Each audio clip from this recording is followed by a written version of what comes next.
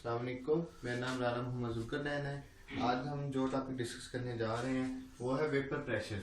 Vapour pressure नाम से जाहिर हो रहा है कि वो प्रेशर जो वेपर एग्जर्ट कर रहे हैं उन्हें हम वेपर प्रेशर कहते हैं। अब हम इसकी डेफिनेशन देख लेते हैं। डेफिनेशन में ये है the pressure exerted by the vapour of the liquid in equilibrium with the liquid at given temperature. यानी इक्विलिब्रियम के वक्त जो प्रेशर वेपर लिक्विड के ऊपर एग्जर्ट करते हैं उसे हम वेपर प्रेशर कहते हैं। वेपर प्रेशर बेसिकली वो होता है जब लिक्विड और वेपर जो है वो डायनेमिक इक्विलिब्रियम की स्टेट में आ जाते हैं। तो डायनेमिक इक्विलिब्रियम की स्टेट में कैसे आते हैं और वेपर प्रेशर कैसे एग्जर्ट होता है, ये हम इसकी एक्सप्लेनेशन में देखते हैं कि कैसे लिक्विड वेपर में कन्वर्ट होते हैं, कैसे वेपर लिक्विड में कन्वर्ट होते हैं, कैसे डायनेमिक इक्विलिब्रियम एस्टेब्लिश होता है, कैसे स्टेट ऑफ डायनेमिक इक्विलिब्रियम आती है, वो हम इसकी एक्सप्लेनेशन में देखते हैं। हम देखते हैं कि जब हम किसी भी लिक्विड को हीट करना स्टार्ट करते हैं तो जैसे जैसे वो हीट होता जाएगा वैसे वैसे उसके मालिक्यूल जो हैं वो जो मालिक्यूल जो जिनकी एनर्जी थोड़ी हाई होती है, एक तो मालिक्यूल जिनकी एनर्जी थोड़ी लो होती है वो तो वैसे पड़े रहते हैं, वो थोड़ी और एनर्जी गेन करने की कोशिश करते हैं। वो मालिक्यूल जिनकी एनर्जी हाई होती है कंपैरेटिवली बाकी सारे मालिक्यूल से, वो मालिक्यूल मजीद एनर्जी गेन करते हैं और मालिक्यूल और लिक्विड की सरफेस पे आ जाते हैं। जैसे वो लिक्विड की सरफेस पे आ जाते हैं इस तरह वो मजीद एनर्जी गेन करके लिक्विड की सरफेस को लीव कर देते हैं। फॉर एग्जाम्पल हमारे पास एक ओपन वेसल है। एक ओपन वेसल में जब हम कोई भी चीज को हीट करते हैं तो वो एनर्जी लेके एनवायरनमेंट में मॉलिक्यूल लीव करना शुरू हो जाते हैं। जैसे वो एनवायरनमेंट में लीव होना शुरू हो जाते हैं तो वो एनवायरनमेंट का हिस्सा बन जाते हैं। लेकिन अगर हम उस वेसल को क्लोज कर दें, यानी हम नीचे से हीट भी कर रहे हैं और ऊपर से वेसल को क्लोज भी कर दें, तो फिर उस वक्त क्या होगा? उस वक्त ये होगा कि the molecule start gathering at the top. यानी पहले तो जो मॉलिक्यूल हम हीट कर रहे थे वो हीट करके एनवायरनमेंट का हिस्सा बनते जा रहे थे, लेकिन अब अगर हम क्लोज सिस्टम ले, क्लोज सिस्टम में क्या होगा? क्लोज सिस्टम में वो जो मॉलिक्यूल जो एनवायरनमेंट का हिस्सा बनने थे वो मॉलिक्यूल बजाय एनवायरनमेंट का हिस्सा बनने के वो मॉलिक्यूल जो है वो सरफेस के साथ ऐसे कलेक्ट होना शुरू हो जाते हैं। तो जैसे सरफेस के साथ कलेक्ट होना शुरू हो जाते हैं तो वो लिक्विड पर प्रेशर एग्जर्ट करते हैं और इसी दौरान वो जो वेपर जो सरफेस पे कलेक्ट होना शुरू हो जाते हैं, सरफेस पे इतने ज्यादा वेपर आना शुरू हो जाते हैं कि वो जो सरफेस पे जो छोटे छोटे वेपर्स होते हैं वो दोबारा लिक्विड में चेंज होना शुरू हो जाते हैं। इस प्रोसेस को कहते हैं कंडेंसेशन। एक तरफ हो रहा है मॉलिक्यूल जो है वो एनर्जी ले रहे हैं और वेपर में कन्वर्ट हो रहे हैं, इसे कहते हैं वेपराइजेशन। और एक प्रोसेस वो है जो वेपर ऊपर पड़े हुए हैं वो दोबारा कंडेंस होके लिक्विड फॉर्म में कन्वर्ट हो रहे हैं। ये दोनों प्रोसेस साइमल्टेनियसली कंटिन्यू होते रहते हैं। यानी लिक्विड कंटिन्यूसली वेपर में कन्वर्ट होता रहता है और जो वेपर है वो कंटिन्यूसली लिक्विड में कन्वर्ट होते रहते हैं। इसे कहते हैं स्टेट ऑफ डायनेमिक इक्विलिब्रियम। यानी दोनों प्रोसेस हैं वो कंटिन्यूसली चलते रहते हैं। जैसे ही वेपर को गया वैसे ही वेपर लिक्विड में कन्वर्ट हो गया, जैसे ही लिक्विड वेपर में कन्वर्ट हुआ तो थोड़े से वेपर लिक्विड में कन्वर्ट हो गए। इसको हम पिक्चर की तरफ से वादा करते हैं। ये हमारे पास एक लिक्विड पड़ा हुआ है, हमने वेसल है उसमें हमने एक लिक्विड लिया हुआ है, हम इसे हीट करते हैं। जैसे जैसे हम हीट करते हैं ये देखें छोटे छोटे वेपर्स बनना स्टार्ट हो जाते हैं। जैसे हम मजीद हीट करते हैं मजीद वेपर बनना स्टार्ट हो जाते हैं और ये जो वेपर्स हैं ये आहिस्ता आहिस्ता वेपर में भी कन्वर्ट हो जाते हैं और जो ऊपर वो वेपर पड़े हैं वो आहिस्ता आहिस्ता लिक्विड में भी कन्वर्ट होना शुरू हो जाते हैं। ये जो लिक्विड वेपर में कन्वर्ट होता है इसे हम कहते हैं वेपराइजेशन। और जो हमारे जो वेपर्स हैं वो लिक्विड में कन्वर्ट होते जा रहे हैं उसे हम कंडेंसेशन कहते हैं। ये दोनों प्रोसेस और आहिस्ता आहिस्ता ये इतने वेपर्स इकट्ठे होना शुरू हो जाते हैं लिक्विड की सरफेस पे और आहिस्ता आहिस्ता ये प्रोसेस कंटिन्यू होता जाता है। तो एक स्टेट आती है कि हमारे पास ये डायनेमिक इक्विलिब्रियम एस्टेब्लिश हो जाता है।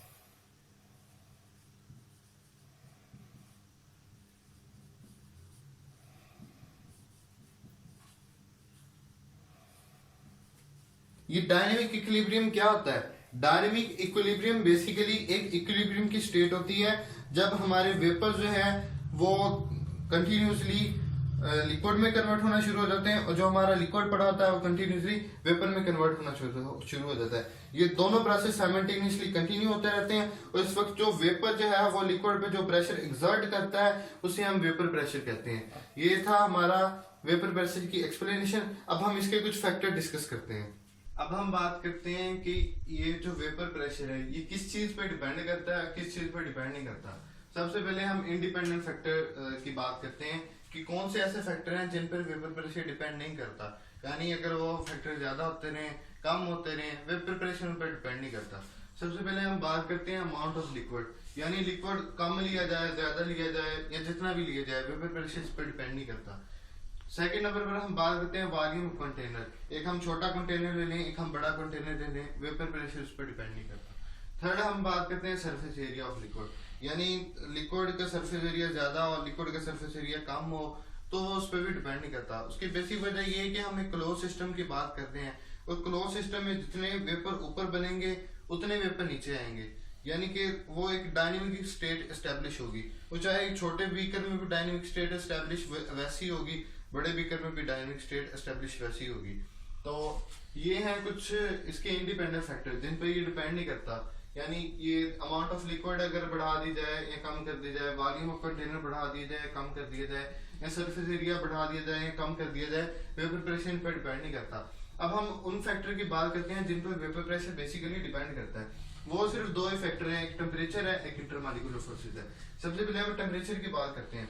जैसे जैसे हम टेम्परेचर इंक्रीज करते जाएंगे वैसे वैसे नंबर ऑफ वेपर्स इंक्रीज करते जाएंगे, जैसे नंबर ऑफ वेपर्स इंक्रीज करते जाएंगे वैसे उन वेपर का जो है प्रेशर वो बढ़ता जाएगा, यानी कि जितना ज्यादा हम टेम्परेचर इंक्रीज करते जाएंगे उतना ज्यादा वेपर प्रेशर बढ़ता जाएगा। इसके हम एक एग्जांपल ले लेते हैं। कहते हैं कि जब हम temperature 0 degree centigrade to 10 degree centigrade increase करते हैं, यानी सिर्फ 10 डिग्री सेंटीग्रेड टेम्परेचर इंक्रीज करते हैं, तो हमारा अगर वेपर प्रेशर 0 डिग्री सेंटीग्रेड पर 4.579 टार है तो वो हमारा इंक्रीज कर देगा 9.2 टार से, यानी अप्रोक्सीमेटली डबल हो जाता है। जैसे 10 डिग्री सेंटीग्रेड हमने इंक्रीज किया वैसे हमारा प्रेशर डबल हो गया वेपर प्रेशर। तो इसका मतलब जो हमारा टेम्परेचर है वो डायरेक्टली प्रोपोर्शनल है वेपर प्रेशर पे, यानी ये हमारा टेम्परेचर है ये डायरेक्टली प्रोपोर्शनल है वेपर प्रेशर पे। जब डायरेक्टली प्रोपोर्शनल है तो जैसे टेम्परेचर इंक्रीज करेगा वैसे हमारा वेपर प्रेशर इंक्रीज करेगा। अब हम देखते हैं इसके सेकंड फैक्टर पे। सेकंड फैक्टर है इसका इंटरमॉलिक्यूलर फोर्सेज, यानी वो फोर्सेज जो मॉलिक्यूल के दरमियान प्रेजेंट होती हैं। हम उनके बारे में डिस्कस करते हैं कि उनका वेपर प्रेशर के पर क्या इफेक्ट है। तो वो वेपर प्रेशर के इनवर्सली प्रोपोर्शनल होती हैं। इसका क्या मतलब हुआ, दो मॉलिक्यूल हैं हमारे पास, वो बहुत स्ट्रॉन्गली आपस में बाइंड हुए हैं, तो वो जैसे हम हीट देंगे उनको ज्यादा हीट चाहिए होगी और जितनी ज्यादा हीट चाहिए होगी वो उतनी देर से वेपर बनाएंगे अपने। तो जो मॉलिक्यूल जिनके दरमियान अट्रैक्शन बहुत ज्यादा स्ट्रॉन्ग होती है और वो वेपर बहुत इतनी जल्दी नहीं बनते, और वो मॉलिक्यूल जो लूजली अटैच होते हैं जिनके दरमियान इंटरमॉलिक्यूलर फोर्सेस वीक होती हैं वो जल्दी टूट जाते हैं, जल्दी वेपर स्टेट में चले जाते हैं। हम इसकी एक एग्जांपल डिस्कस करते हैं। फॉर एग्जांपल हमारे पास आइसोपेंटीन और वाटर है। आइसोपेंटीन में जो इंटरमॉलिक्यूलर फोर्सेस होती हैं वो होती हैं लंडन फोर्सेस। लंडन फोर्सेस जो होती हैं वो वीक फोर्सेस होती हैं। ऑन द अदर हैंड हम जब वाटर की बात करते हैं, वाटर में होती है हाइड्रोजन बॉन्डिंग। हाइड्रोजन बॉन्डिंग का हमने पढ़ा है एक स्ट्रॉन्ग फोर्सेस होती है, तो इन दोनों का हम डिस्कस करते हैं। लंडन फोर्सेस जो वीक फोर्सेस होती है, तो हाइड्रोजन बॉन्डिंग स्ट्रॉन्ग फोर्सेस होती है। अब हम डिस्कस करते हैं इन दोनों लिक्विड को हमने एक कंटेनर में रखा, इनको सेम हीट दी 20 डिग्री सेंटीग्रेड हमने सेम हीट दी, क्योंकि हम सिर्फ इंटरमॉलिक्यूलर फोर्सेस का इफेक्ट चेक करना चाह रहे थे वेपर प्रेशर पे। आइसोपेंटीन जो कि मतलब इसमें लंडन फोर्सेस थी, वीक फोर्सेस थी, उसे हमने 20 डिग्री सेंटीग्रेड टेम्परेचर दिया, उसका वेपर प्रेशर 580 टॉर हो गया। तो वाटर था, इसमें हाइड्रोजन बॉन्डिंग थी, इसको हमने रखा एक कंटेनर में, इसको 20 डिग्री सेंटीग्रेड टेम्परेचर दिया, तो इसका वेपर प्रेशर सिर्फ 43.9 टॉर हुआ। इसकी क्या वजह, आइसोपेंटेन जो है इसके मॉलिक्यूल जो है वो वीकली आपस में अटैच थे, तो जब हमने इसको सिर्फ 20 डिग्री सेंटीग्रेड टेम्परेचर दिया तो ये जल्दी जल्दी आपस में ब्रेक हो गए, जल्दी जल्दी वेपर में कन्वर्ट हो गए, जल्दी जल्दी सारा लिक्विड वेपर में कन्वर्ट होना शुरू हो गया, जिससे वेपर बढ़ते गए और इसका वेपर प्रेशर बढ़ता गया।